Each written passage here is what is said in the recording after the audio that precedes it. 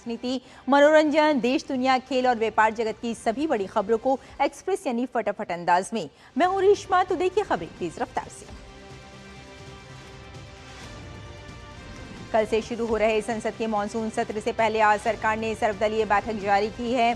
Congress, Sapa, TMC सहित इंडी गठबंधन के सदस्यों ने सर्वदलीय बैठक में एनसीपीआई के बुलाए जाने पर सांकेतिक वॉकआउट किया। इंडी गठबंधन के सहयोगियों का कहना है कि अभी स्पीकर ने टीएमसी के बागियों पर कोई फैसला नहीं किया है।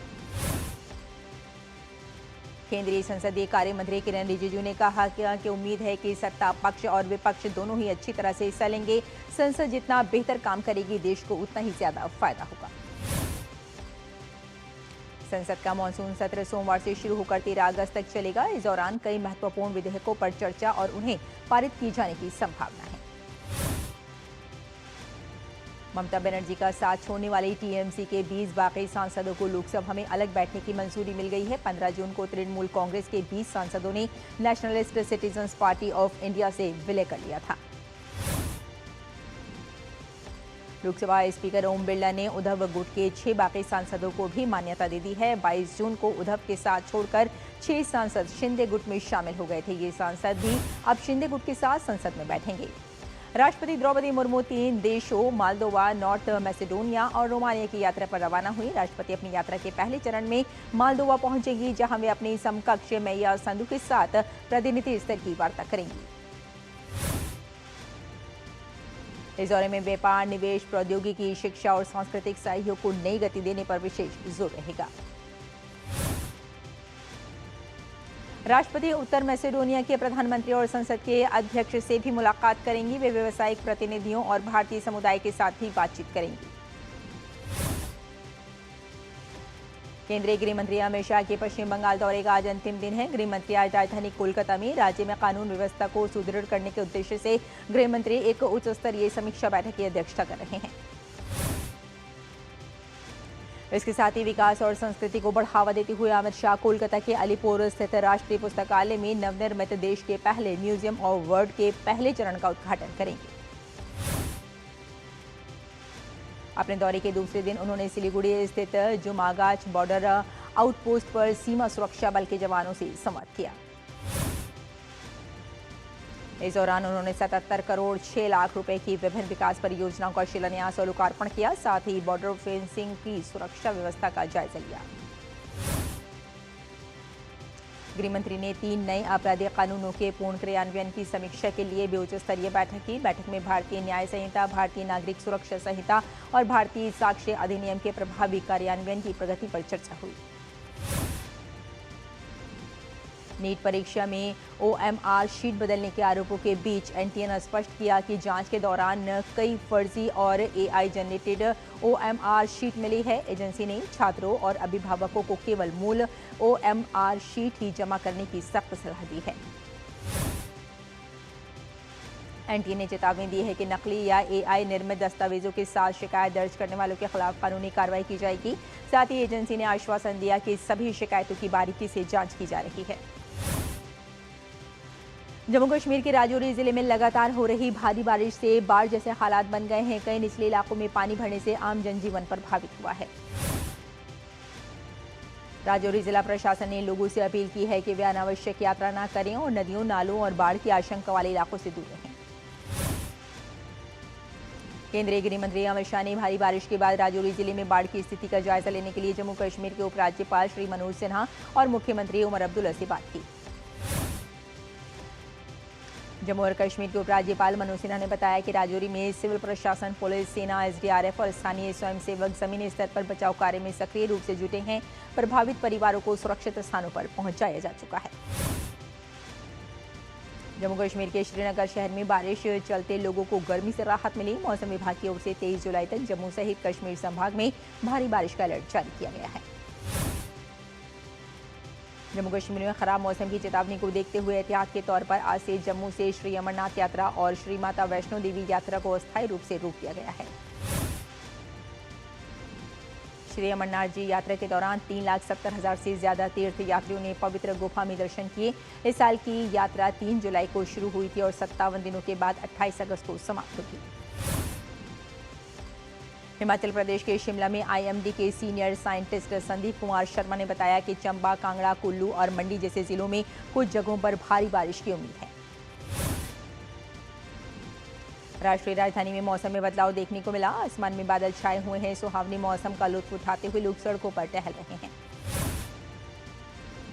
कर्नाटक के बेंगलुरु में कई हिस्सों में हल्की बारिश हुई, जिससे आम जनजीवन प्रभावित रहा। ज़ंज़ीबार के राष्ट्रपति डॉक्टर हुसैन अली म्यूनी भारत की यात्रा के दौरान नई दिल्ली में उपराष्ट्रपति सीपी राधाकृष्णन से मुलाकात करेंगे और भारत तंजानिया संबंधों के सभी पहलुओं की समीक्षा करेंगे। डॉक्टर म्यूनी विदेश मंत्री डॉक्टर एस जयशंकर से भी मुलाकात करेंगे। विदेश मंत्रालय का कहना है कि यात्रा भारत और तंजानिया के बीच रणनीतिक साझेदारी को लगातार मिल रही नई गति का प्रतीक है। पनामा के विदेश मंत्री जेवियर एडुआर्डो मार्टिनेज आचा वास्केज 5 दिवसीय दौरे पर भारत पहुंचे। वे सोमवार को केंद्रीय वाणिज्य और उद्योग मंत्री पीयूष गोयल से मुलाकात करेंगे। उसी दिन पनामा के विदेश मंत्री हैदराबाद हाउस में विदेश मंत्री डॉक्टर एस जयशंकर से भी मिले और वास्केज का बुधवार को नई दिल्ली में पतन, पोत परिवहन और जलमार्ग मंत्री सरबना सोनोवाल से भी मिलने का कार्यक्रम है। टीएमसी नेता अभिषेक बनर्जी का ऑफिस तोड़े जाने पर केंद्रीय मंत्री सुकांत मजूमदार ने कहा, उनका ऑफिस अवैध है, उसे तोड़ा गया है। अगर उनका ऑफिस लीगल है तो कागज दिखाएं। भाजपा सांसद रविशंकर प्रसाद ने पटना के बांकीपुर उपचुनाव में एनडीए की एकजुटता और बड़ी जीत का दावा किया है। उन्होंने कहा कि पार्टी ने एक समर्पित कार्यकर्ता का मौका दिया है और जनता के सहयोग से यहां निर्णायक जीत हासिल होगी। और मध्य प्रदेश के ग्वालियर में विकास कार्यों पर केंद्रीय मंत्री ज्योतिरादित्य सिंधिया ने कहा, आने वाले दिनों में मुख्यमंत्री और मैं मिलकर ग्वालियर के लिए बहुत बड़ी सौगात लेकर आने वाले हैं। आंध्र प्रदेश के विशाखापट्टनम के आनंदपुरम राष्ट्रीय राजमार्ग पर लॉरी और कार की भीषण टक्कर में 4 लोगों की मौत हो गई, जबकि एक व्यक्ति गंभीर रूप से घायल हुआ है। पुलिस ने मामला दर्ज कर जांच शुरू कर दी है और घायल का अस्पताल में इलाज जारी है। उत्तर प्रदेश एसटीएफ ने दिल्ली से एक नाइजीरियाई नागरिक को गिरफ्तार किया है। 10 करोड़ रुपए से ज्यादा की ड्रग्स जब्त। उस पर फर्जी सोशल मीडिया प्रोफाइल के जरिए भारतीय पुरुषों और महिलाओं को निशाना बनाकर ऑनलाइन धोखाधड़ी का रैकेट चलाने का आरोप। इंदौर के ऑनलाइन सट्टा रैकेट मामले में पुलिस ने जांच तेज करते हुए संजय कौशल से जुड़े अमित को गिरफ्तार किया है और मुख्य आरोपियों के बैंक खातों की भी गहन पड़ताल की जा रही है। डिजिटल फॉरेंसिक रिपोर्ट के आधार पर पुलिस अब इस नेटवर्क में शामिल अन्य संदिग्धों की तलाश में जुटी है। सीबीएसई ने 2026 की कक्षा 10 की दूसरी बोर्ड परीक्षा के नतीजे घोषित कर दिए हैं। 2026 की मुख्य और दूसरी बोर्ड परीक्षाओं के नतीजों को मिलाकर कुल पास प्रतिशत 96.78% रहा। प्रधानमंत्री मोदी ने एक्स पर पोस्ट कर मंगल पांडे को उनकी जयंती पर नमन किया। मातृभूमि के स्वाभिमान और सम्मान की रक्षा के लिए उन्होंने अपना सर्वस्व न्यौछावर कर दिया है। गृह मंत्री अमित शाह ने मंगल पांडे को उनकी जयंती पर नमन किया। उन्होंने लिखा, क्रांतिवीर मंगल पांडे जी ने 1857 की क्रांति का बिगुल फूंककर स्वयं संस्कृति, स्वाभिमान और राष्ट्रहित के लिए संघर्ष की जन चेतना जागृत की। ओडिशा में रथ यात्रा के दौरान श्री गुंडीचा मंदिर में पवित्र अडपा मंडप विजय अनुष्ठान शुरू हुआ। इस अनुष्ठान के तहत भगवान जगन्नाथ, भगवान बलभद्र और देवी सुभद्रा को उनके रथों से गुंडीचा मंदिर के गर्भगृह, जिसे अडपा मंडप कहा जाता है, तक पूरे सम्मान के साथ ले जाया जा रहा है। एडीजी सोमेंद्र प्रियदर्शी ने कहा, तीनों देवता गुंडीचा मंदिर पहुंच चुके हैं। हम बड़े पैमाने पर बैरिकेडिंग सिस्टम लगाएंगे, खासकर जिंग जैग बैरिकेडिंग का इस्तेमाल किया जाएगा। उत्तर प्रदेश के वाराणसी में दिल्ली की मुख्यमंत्री रेखा गुप्ता दशाश्वमेध घाट पर परिवार के साथ गंगा आरती में शामिल हुई। गोरखपुर का एहसास नशा मुक्ति केंद्र आधुनिक चिकित्सा, योग और काउंसलिंग के जरिए युवाओं को नशे की जड़ से बाहर निकालकर उन्हें नई जिंदगी दे रहा है। प्रधानमंत्री नरेंद्र मोदी के विकसित भारत 2047 के विजन में नशा मुक्त भारत एक अहम लक्ष्य है। अयोध्या के राम मंदिर से जुड़े मामले में निर्मोही अखाड़ा ने सुप्रीम कोर्ट में नई याचिका दाखिल की है। अखाड़े ने यह भी आरोप लगाया है कि ट्रस्ट के कुछ सदस्यों पर भ्रष्टाचार के आरोप लगे हैं, जिससे राम मंदिर की छवि पर असर पड़ा है। इसके साथ ही निर्मोही अखाड़ा ने ट्रस्ट के सभी बही खातों के फॉरेंसिक ऑडिट के साथ साथ मंदिर के गर्भगृह में 1950 और 1982 वाले प्रतिमाओं को स्थापित करने की मांग की है। मुख्यमंत्री मोहन यादव ने कैबिनेट मंत्रियों के साथ ई बस से जगदीशपुर पहुंचकर प्रदर्शनी का अवलोकन किया। क्लाइमेट एक्टिविस्ट सोनम वांगचुक की पत्नी डॉक्टर गीतांजलि आंगमो ने दिल्ली हाई कोर्ट में याचिका दायर कर उन्हें सफदरजंग अस्पताल से किसी प्राइवेट मेडिकल सुविधा में शिफ्ट करने की इजाजत मांगी है। डीआरआई ने देशव्यापी अभियानों के तहत तस्करी के 15 किलोग्राम विदेशी सोने, 20 किलोग्राम चांदी और 2 करोड़ रुपए से अधिक की नकदी जब्त की है। करीब 22 करोड़ रुपए मूल्य की जब्ती के मामले में डीआरआई ने अब तक 13 लोगों को गिरफ्तार किया है। हिमाचल प्रदेश के कांगड़ा जिले के नूरपुर स्थित प्रसिद्ध नागनी माता मंदिर में जिला स्तरीय नागनी माता मेले का शुभारंभ हो गया है। मुख्यमंत्री पुष्कर सिंह धामी ने ऋषिकेश भानियावाला 4 लेन परियोजना के लिए पेड़ों की कटाई पर रोक लगा दी है। साथ ही अधिकारियों को स्थानीय नागरिकों और विशेषज्ञों के साथ फिर से संवाद करने के निर्देश दिए हैं। और बुलेटिन में यहाँ रुकते हैं छोटे से ब्रेक के लिए, जल्द हाजिर होते हैं। आप देखते रहिए डीडी न्यूज। महिलाओं के कल्याण और स्वाभिमान के लिए माननीय प्रधानमंत्री श्री नरेंद्र मोदी जी के मार्गदर्शन में और मुख्यमंत्री श्री नायब सिंह सैनी जी के नेतृत्व में हरियाणा में अनेक योजनाएं चलाई जा रही हैं। आपकी बेटी हमारी बेटी योजना के तहत बेटी के जन्म पर 21,000 रुपए की वित्तीय सहायता उसके भविष्य को सुरक्षित करती है। इस योजना से अब तक लगभग 6 लाख से अधिक बेटियों को करीब 1,250 करोड़ रुपए की राशि का लाभ मिल चुका है। प्रधानमंत्री जी के मार्गदर्शन में ही साथियों हरियाणा सरकार ने भी महिलाओं के सशक्तिकरण के लिए अनेक योजनाएं वो लागू की हैं। हरियाणा में पंचायती राज संस्थाओं में साथियों, चाहे हमारी नगर पालिकाएं हैं, चाहे पंचायती राज संस्थाएं हैं, हरियाणा के अंदर 50% महिलाओं को अधिकार दिया गया है। और जहां पर महिलाएं काम कर रही हैं साथियों, वहां का अलग ही आप लोग देख रहे हैं विकास की गति वो अलग होती है। माननीय मुख्यमंत्री श्री नायब सिंह सैनी जी के नेतृत्व में महिलाओं के आत्मसम्मान को बल देते हुए शुरू की गई दीनदयाल लाडो लक्ष्मी योजना हरियाणा में महिलाओं को खुशी और सम्मान दे रही है। हरियाणा सरकार की ये यात्रा जारी है, एक ऐसे समाज के निर्माण की यात्रा जहां हर बेटी सुरक्षित हो, शिक्षित हो और आत्मनिर्भर हो। नारी शक्ति हमारी ताकत। जब धरती चीर कर निकलता है लोहे का पत्थर और मिलता है मोंगिया के जोश से, फिर तपता है, पिघलता है और बनता है फौलाद। अब होता है सरिया सारी खूबियों के साथ। मोंगिया स्टील, मजबूत देश का मजबूत सरिया। ब्रेक के बाद एक बार फिर आपका स्वागत है। आइए एक्सप्रेस 100 में आगे बढ़ते हैं। केंद्रीय मंत्री प्रहलाद जोशी ने शनिवार को बेंगलुरु में रीजनल रेफरेंस स्टैंडर्ड लेबोरेटरी में व्हाइट रैबिट टेक्नोलॉजी पर आधारित इंडियन स्टैंडर्ड टाइम प्रदर्शन नेटवर्क का उद्घाटन किया। ये डेमोन्स्ट्रेशन नेटवर्क प्रिजन टाइम और प्रोटोकॉल पर आधारित व्हाइट रैबिट टेक्नोलॉजी का इस्तेमाल करके यूटीसी से जुड़े भारतीय मानक समय को सुरक्षित रूप से फैलाने में मदद करता है।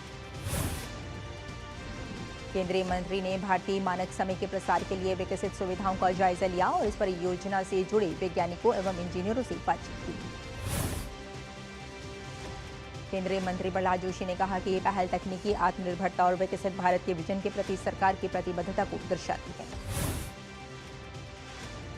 आधार ऐप ने डिजिटल पहचान सेवाओं में एक नया मुकाम हासिल किया है। आधार ऐप के डाउनलोड की संख्या 4 करोड़ के पार पहुंच गई है।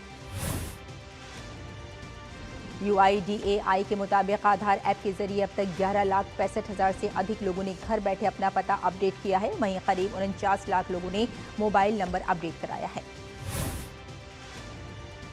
1 जुलाई से शुरू हुई ईमेल अपडेट सुविधा का भी लोगों ने तेजी से इस्तेमाल किया है। अब तक लगभग 12,50,000 ईमेल आईडी जोड़ी या अपडेट की जा चुकी हैं। भारत के प्रमुख टेक्सटाइल प्रदर्शनी कार्यक्रम भारत टेक्स 2026 के तीसरे संस्करण में 130 से अधिक देशों के 6,000 से ज्यादा अंतर्राष्ट्रीय खरीदारों और करीब 1.5 लाख व्यापारिक आगंतुकों ने हिस्सा लिया। भारत की पारंपरिक कला और टेक्सटाइल उद्योग को वैश्विक मंच पर नई पहचान दिलाने वाले इस बड़े आयोजन ने देश की समृद्ध विरासत को प्रदर्शित किया। इस प्रदर्शनी में 20,000 से अधिक टेक्सटाइल उत्पादों को पेश किया गया। पंजाब एंड सिंध बैंक का शुद्ध लाभ चालू वित्त वर्ष की अप्रैल-जून तिमाही में 23% बढ़कर 331 करोड़ रुपए रहा। मुख्य रूप से आय बढ़ने तथा फंसे कर्ज में कमी से बैंक का शुद्ध लाभ बढ़ा है। वहीं येस बैंक का चालू वित्त वर्ष 2026-27 की अप्रैल-जून तिमाही में एकीकृत शुद्ध लाभ 32.54% बढ़कर 1,71,080 करोड़ रुपए हो गया। HDFC बैंक का एकल आधार पर शुद्ध लाभ चालू वित्त वर्ष की अप्रैल-जून तिमाही में 5% बढ़कर 19,059.72 करोड़ रुपए रहा। टैक्स कंप्लायंस में सुधार के चलते इस साल ITR फाइल करने वालों की संख्या में रिकॉर्ड बढ़ोतरी की उम्मीद जताई गई। पश्चिमी एशिया में जारी संघर्ष के बीच इस हफ्ते सोने की कीमतों में गिरावट देखने को मिली, जिससे सोने की कीमत 1,41,159 रुपए प्रति 10 ग्राम हो गया। वहीं चांदी की कीमत में भी इस हफ्ते गिरावट देखने को मिली, जिससे चांदी का दाम 4,917 रुपए कम होकर 2,15,474 रुपए प्रति किलो हो गया। होर्मुज स्ट्रेट को लेकर संघर्ष तेज होने के बीच अमेरिका और ईरान ने शनिवार को एक दूसरे के बुनियादी ढांचे और सैन्य ठिकानों को निशाना बनाकर हमले किए। ईरान ने अमेरिका के साथ हुए समझौते से पीछे हटते हुए कहा कि अमेरिका ने शर्तों का उल्लंघन किया है। तेहरान अब इस समझौते की शर्तों का पालन नहीं करेगा। हालांकि बातचीत जारी रहने की बात कही गई है। ईरान के सर्वोच्च नेता मुज्तबा खामनेई ने भी अपने लिखित बयान में ट्रंप के समझौते ज्ञापन को बेकार बताया। दोनों देशों के बीच ये समझौता कई सप्ताह तक चले सैन्य तनाव के बाद हुआ था। जॉर्डन में अमेरिकी सैन्य ठिकाने पर हुए घातक हमले के बाद अमेरिका और ईरान के बीच सैन्य टकराव चरम पर पहुंच गया है। अमेरिकी सेना ने ईरान के खिलाफ एक बड़ा और नया सैन्य अभियान शुरू कर दिया है। जॉर्डन में हुए इस हमले में 2 अमेरिकी सर्विस मेंबर्स की मौत हो गई थी, जबकि एक जवान अभी भी लापता है। इस कार्रवाई का कड़ा जवाब देते हुए अमेरिका ने ईरान के ठिकानों को निशाना बनाया। वाशिंगटन का कहना है कि इस सैन्य कार्रवाई का मुख्य उद्देश्य स्ट्रेट ऑफ होर्मुज में वाणिज्यिक जहाजों की सुरक्षा को सुनिश्चित करना और हमलावर इस्लामिक रिवॉल्यूशनरी गार्ड कॉर्प्स की क्षमताओं को पूरी तरह से ध्वस्त करना है। रूस और यूक्रेन के बीच जारी जंग में ड्रोन हमलों का सिलसिला लगातार तेज होता जा रहा है। यूक्रेन के राष्ट्रपति वोलोडिमिर ज़ेलेंस्की ने कहा कि रूस की ओर से किए जा रहे इंफ्रास्ट्रक्चर हमलों के जवाब में यूक्रेन अपने ड्रोन ऑपरेशन जारी रखेगा और आने वाले समय में और भी हमले किए जा सकते हैं। ज़ेलेंस्की ने कहा कि यूक्रेनी सेना ने रूस की उन लॉजिस्टिक सुविधाओं को निशाना बनाया जिनका इस्तेमाल ड्रोन निर्माण और नेविगेशन उपकरणों के लिए जरूरी सामान की सप्लाई में किया जा रहा था।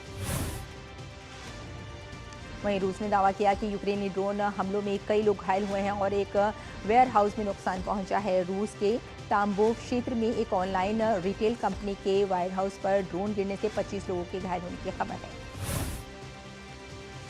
यूक्रेन की राजधानी कीव और उसके आसपास के इलाकों में हुए रूसी मिसाइल हमलों में कम से कम एक व्यक्ति की मौत हो गई, जबकि 9 लोग गंभीर रूप से घायल हो गए हैं। हमलों के बाद प्रभावित क्षेत्रों में राहत और बचाव कार्य जारी है। कीव के मेयर विटाली क्लिट्सिको ने पुष्टि की है कि हमले के बाद राजधानी के कई हिस्सों में भीषण आग लग गई है। रूसी मिसाइलों ने एक डॉर्मेट्री, रिहायशी इमारतों और एक सुपरमार्केट को निशाना बनाया, जिससे वहां भारी नुकसान हुआ है। यूक्रेन की राजधानी कीव में सरकार के बड़े फैसले को लेकर विरोध तेज हो गया है। राष्ट्रपति वोलोदिमिर ज़ेलेंस्की की ओर से किए गए कैबिनेट फेरबदल के बाद बड़ी संख्या में प्रदर्शनकारी सड़कों पर उतर आए हैं। प्रदर्शनकारियों ने यूक्रेन के कमांड इन चीफ ओलेक्सांद्र सिरिस्की को पद से हटाने की मांग की है। ये विरोध उस समय शुरू हुआ जब लोकप्रिय रक्षा मंत्री माइखाइलो फेदोरोव को नई सरकार में दोबारा जिम्मेदारी नहीं दी गई। चीन के दक्षिण पश्चिमी हिस्से में भारी बारिश के कारण चोंगकिंग शहर के एक काउंटी में भीषण लैंडस्लाइड हुआ है और इस भयानक प्राकृतिक आपदा में अब तक कम से कम 8 लोगों की मौत हो चुकी है, जबकि 34 लोग अब भी लापता बताए जा रहे हैं। हादसे की गंभीरता को देखते हुए चीन के राष्ट्रपति शी जिनपिंग ने आपातकालीन निर्देश जारी किए हैं। राष्ट्रपति जिनपिंग ने युद्ध स्तर पर सर्च और रेस्क्यू ऑपरेशन चलाने के सख्त आदेश दिए हैं। अमेरिका के टेक्सास राज्य के सैन एंटोनियो में प्रस्तावित इमिग्रेशन डिटेंशन और प्रोसेसिंग सेंटर को लेकर विरोध तेज हो गया है। शनिवार को दर्जनों एक्टिविस्ट और स्थानीय समुदाय के लोग एक वेयर हाउस से बाहर जमा हुए और उन्होंने इस प्रोजेक्ट के खिलाफ प्रदर्शन किया। प्रदर्शनकारियों का कहना है कि इस फैसिलिटी के बनने से इलाके में इमिग्रेशन डिटेंशन की क्षमता बढ़ेगी और स्थानीय समुदाय पर इसका सामाजिक और मानसिक प्रभाव पड़ सकता है। ये प्रदर्शन कॉमरेड कॉफी कलेक्टिव और साथ में ICE आउट SA जैसे स्थानीय संगठनों की ओर से आयोजित किया गया था। फीफा विश्व कप 2026 अब अपने अंतिम पड़ाव पर है। प्रतियोगिता का फाइनल मुकाबले में आज देर रात स्पेन और अर्जेंटीना आमने सामने होंगी। ये बहुप्रतीक्षित मैच न्यूयॉर्क के प्रतिष्ठित मेटलाइफ स्टेडियम में भारतीय समय अनुसार देर रात 12:30 पर खेला जाएगा। आज के मैच में स्पेन दूसरी बार विश्व कप ट्रॉफी जीतने के इरादे से उतरेगा। वहीं अर्जेंटीना लगातार दूसरी और कुल चौथी बार विश्व विजेता बनने का लक्ष्य के साथ मैदान पर उतरेगा। फीफा विश्व कप 2026 में तीसरे स्थान के मुकाबले में इंग्लैंड ने फ्रांस को 6-4 से हराकर टूर्नामेंट का कांस्य पदक अपने नाम कर लिया। रोमांच से भरपूर इस मुकाबले में दोनों टीमों ने आक्रामक खेल का प्रदर्शन किया। इंग्लैंड ने विश्व कप अभियान का समापन कांस्य पदक के साथ किया, जबकि फ्रांस की टीम को चौथे स्थान से संतोष करना पड़ा। फीफा विश्व कप 2026 के फाइनल में पहले न्यूयॉर्क के रॉकफेलर सेंटर पर फुटबॉल दिग्गजों का जमावड़ा नजर आया। रॉकफेलर सेंटर पर आयोजित फीफा लीजेंड्स कप में कई महान फुटबॉलर्स ने हिस्सा लिया। मुकाबले के बाद वोजिन्हा ने कहा कि उन्हें उम्मीद है कि स्पेन और अर्जेंटीना के बीच होने वाला विश्व कप फाइनल पूरी दुनिया के फुटबॉल प्रेमियों को यादगार अनुभव देगा। अर्जेंटीना और स्पेन के बीच मैच को लेकर ब्राजील के विश्व कप विजेता कप्तान काफू ने कहा कि दोनों टीमें खिताब जीतने के बराबर दावेदार हैं। फ्रांस के पूर्व दिग्गज फुटबॉलर डेविड ट्रेजेग्यूट ने कहा कि अर्जेंटीना और स्पेन के बीच ये मुकाबला विश्व फुटबॉल की दो सर्वश्रेष्ठ टीमों की टक्कर है। उन्होंने कहा कि वे अर्जेंटीना को विश्व चैंपियन बनते देखना चाहते हैं।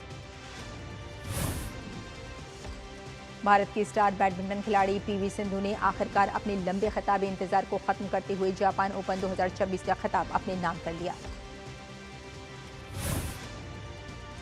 टोक्यो में खेले गए BWF सुपर 750 टूर्नामेंट के फाइनल में सिंधु ने मेजबान जापान की विश्व नंबर 3 खिलाड़ी अकाने यामागुची को सीधे गेमों में 21-17, 21-17 से हराकर इतिहास रच दिया। भारत और इंग्लैंड के बीच खेली जा रही वनडे सीरीज का तीसरा और निर्णायक मैच आज लॉर्ड्स में खेला जाएगा। दोनों टीम एक-एक मैच जीतकर बराबरी पर हैं। बर्मिंघम में खेला गया पहला वनडे भारत ने 6 विकेट से जीता था। वहीं कार्डिफ में खेले गए दूसरे वनडे में इंग्लैंड ने 4 विकेट से जीत दर्ज की।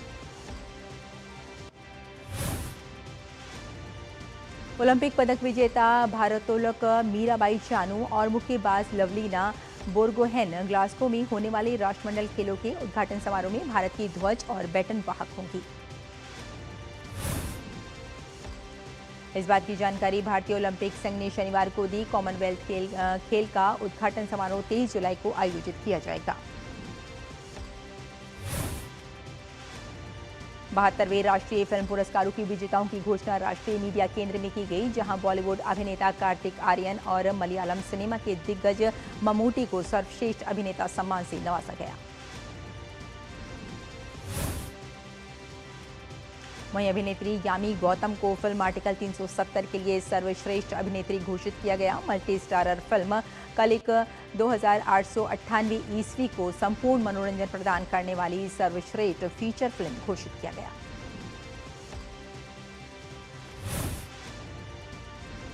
राजकुमार राव अभिनीत फिल्म श्रीकांत आ रहा है सबकी आंखें खोलने को सर्वश्रेष्ठ हिंदी फिल्म का पुरस्कार मिला। निर्देशक सुकुमार को पुष्पा 2 के लिए सर्वश्रेष्ठ पटकथा का राष्ट्रीय पुरस्कार दिया गया।